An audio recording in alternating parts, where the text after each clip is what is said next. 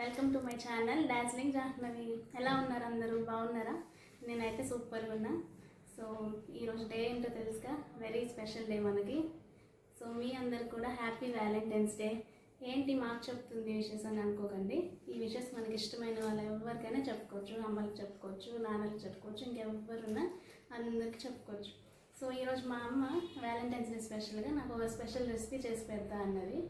So మనకు తెలిసిందాక ఇప్పుడు చికెన్లు ఇవన్నీ తినకూడదు కొన్ని రోజుల వరకు. చికెన్లకి ఇన్ఫెక్షన్స్ ఏవో వస్తున్నాయంట. సో మేము మా ఇంట్లో అయితే కొన్ని రోజుల వరకు చికెన్ తినకూడదని డిసైడ్ అయిపోయాం. సో మీరు కూడా చికెన్ చేసుకోకండి, మన కోసమే, మన హెల్త్ కోసమే. సో అమ్మ ఏదో రెసిపీ చేస్తుంది కదా, పదండి చూద్దాం. హాయ్ అండి, ఈరోజు మా అమ్మాయి కోసం ఎగ్ రెసిపీ చేయాలనుకుంటున్నాను. దానికోసం కావలసిన ఇంగ్రీడియంట్స్: ఆనియన్స్, బాయిల్డ్ ఎగ్స్, కరివేపాకు, కొత్తిమీర, turmeric and salt, red chilli, garam masala. Stove మీద పాన్ పెట్టేసుకున్నా.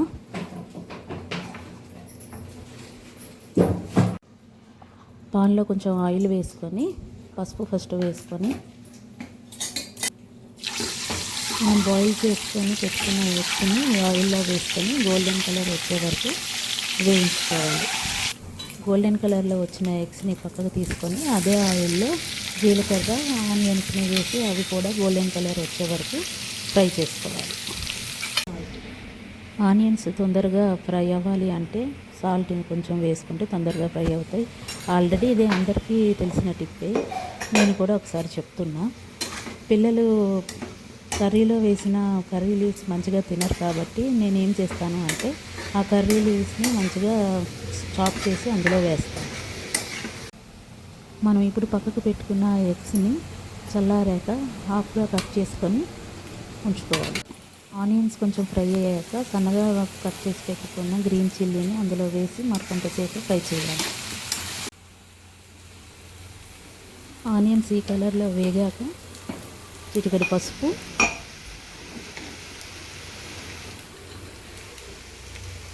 ఉప్పు,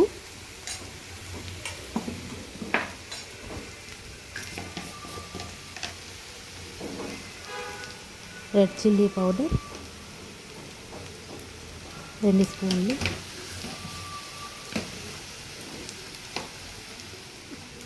కొంచెం గరం మసాలా వేసుకొని అన్నీ బాగా కలిసేలా కలుపుకోవాలి.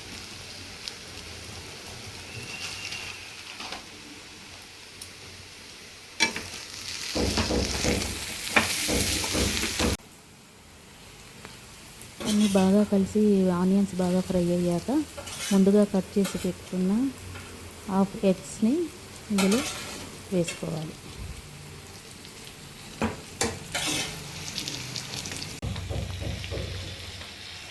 స్లైసెస్గా కట్ చేసుకున్న ఎగ్స్ని రివర్స్ చేసుకొని ఉప్పు, కారం అన్నీ బాగా పట్టేలా కాసేపు ఉంచుకోవాలి. కర్రీ మంచిగా అయిపోయింది. ఇప్పుడు లాస్ట్గా కొత్తిమీర అందులో వేసుకొని కొంచెం కలుపుకొని స్టవ్ ఆఫ్ చేసుకోవాలి. Egg onion curry ready. నేను ఇప్పుడు ప్రిపేర్ చేసిన ఎగ్ ఆనియన్ ఫ్రై కర్రీ వేడి వేడి అన్నంలో పెట్టి ఇచ్చాను. ఇప్పుడు మా అమ్మాయి టేస్ట్ చేసి ఎలా ఉందో మీ అందరికీ చెప్తుంది.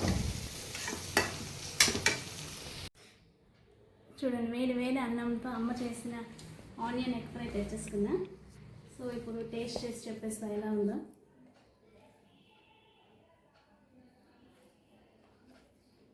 కలర్ కూడా చాలా బాగుంది.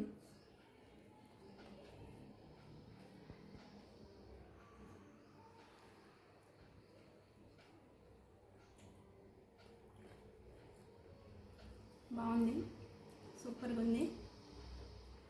సో మీరు కూడా ట్రై చేయండి. ప్రాసెస్ కూడా చెప్పేశాను కదా, చాలా బాగుంది టేస్ట్ అయితే. మీరు ఇంట్లో ట్రై చేయండి. సో నిన్న ఫస్ట్ నా ఇంట్రడక్షన్ వీడియో పెట్టాను కదా, చాలా సపోర్ట్ వచ్చింది మీ దగ్గర నుంచి. సో ఇలానే ఎంకరేజ్ చేస్తూ ఉండండి. ముందు ముందు ఇంకా మంచి మంచి వీడియోస్తో మీ ముందుకు వస్తాం. సో ఈరోజు ఎగ్ ఫ్రై చాలా బాగుంది. So please like, share and subscribe. పక్కన గంట సింబల్ కూడా కొట్టేయండి, మర్చిపోకండి. Thank you.